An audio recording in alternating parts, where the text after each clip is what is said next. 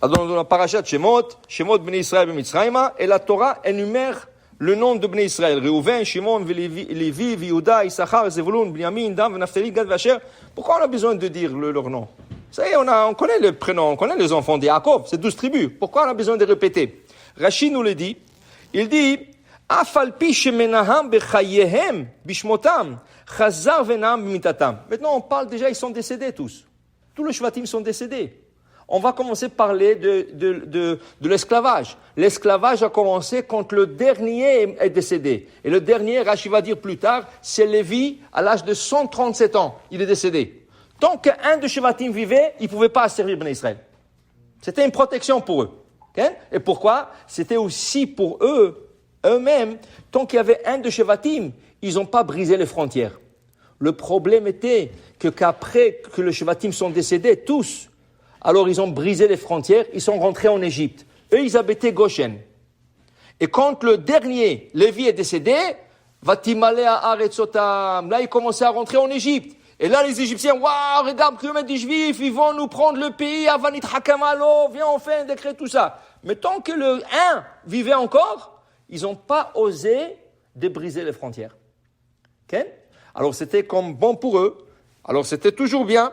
Maintenant, on les a comptés déjà dans leur vivant. Dans la paracha précédente, Vayechi Yaakov, et quand ils sont descendus en Égypte, on a dit Reuven, Shimon, avec leur famille, avec les enfants et tout ça. Pourquoi tu répètes encore? Et ici, on parle après leur décès. Dit Rashi, pourquoi monem bechayehem, vechazar vemenam bemitatam, leodia, chibatam, shininshelu la kochavim. Pour te dire qu'Am Israël est considéré comme les étoiles. Okay? Comme a dit Hashem Avraham, tes enfants seront comme les étoiles dans le ciel. C'est quoi cette bénédiction? Dit Rashi, Shemotziam ou machnisam bemispar ou beshemotam. La Gemara ne dit pas exactement clair, mais si tu fais attention à la Gemara dans Brachot, tu peux savoir combien des étoiles il y a dans le ciel. Okay? Même la NASA, il vient d'arriver à ça il y a quelques années. Mais là, le Talmud parlait de ça il y a 3000 ans, et plus. Il y a 33 trillions, point 3,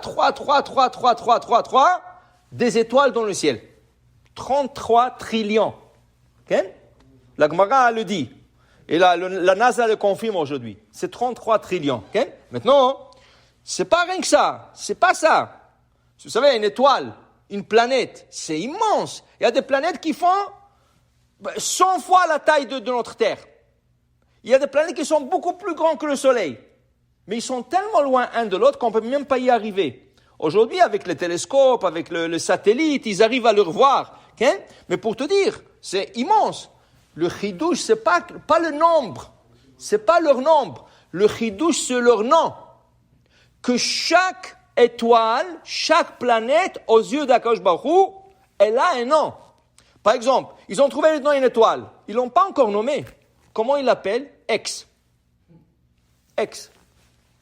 Ils n'ont pas encore. Ils savent pas. Tant qu'ils savent pas qu'est-ce qu'il y a sur l'étoile, est-ce qu'il y a des gaz, est-ce qu'il y a de l'eau, est-ce qu'il y a des minéraux, ils ne leur donnent pas un nom. Alors comment ils ont appelé cette étoile qu'ils ont trouvée il y a quelques ans? X. Ils ont trouvé une autre avant, ils l'ont appelée Pluto. Okay? Et après ils ont X. Mais Hachem, c'est pas comme ça. C'est pas des X, c'est pas des Y. Hachem, chaque étoile, chaque planète a son propre nom. Et combien ils sont?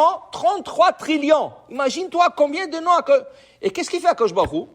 Amotzi bemispar tsevaam. Qu'est-ce que ça veut dire? La nuit, quand il sort, Akadosh Baruch Hu appelle un par un. Toi, 33 trillions. Chacun, il sort avec son nom. Ils n'ont pas le droit de sortir tant qu'Akadosh Baruch Hu ne les appelle pas. 33 trillions, tu t'imagines?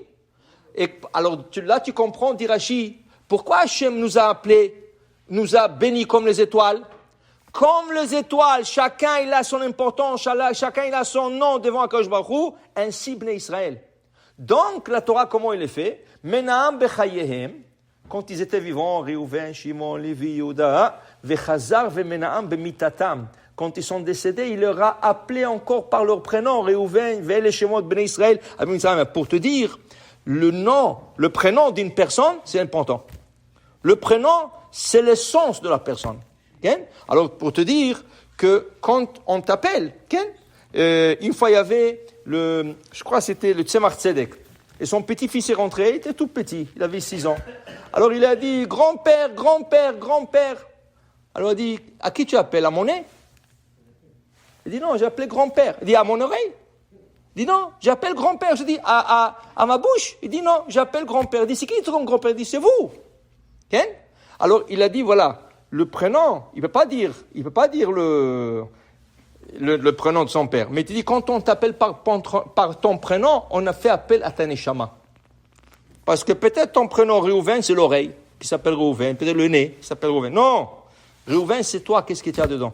Alors, le prénom, c'est quelque chose de très important. Alors, ils disent, regardez, quand une personne dort, essaye de le réveiller, wallo.